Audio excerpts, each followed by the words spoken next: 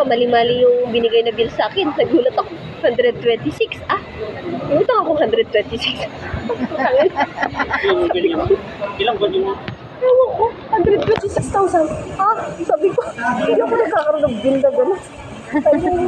Ano mo sinasabi sa akin? Tatlong buwan lang, umabot na 170? Okay? Kaya tapos mo na po kasi ng accountant. Umabot na ng 50,000 lang. Ba't ilang buwan ba siya Tatlo.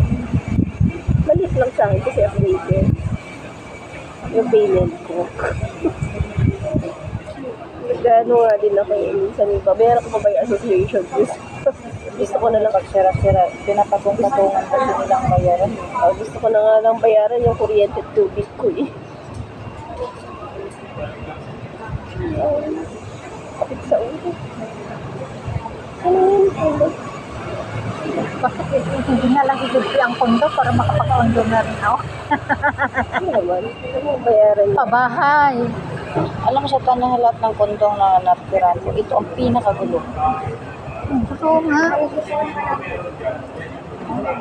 Kurakot kasi, kahit saan may kurakot. Ano na, sinaw sa pera.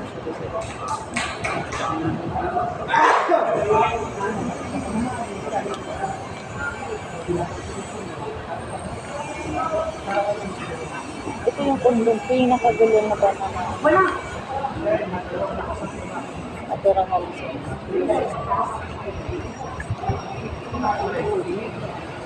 hindi naman kasi sila na iba na Iba na nga. Hindi ka tulad last year, ano? iba na din, hindi na sila kasi inano ko sa nila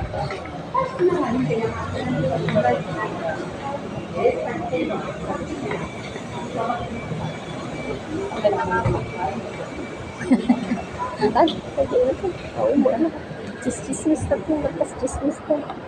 Mura tayo kaya ba yun, no?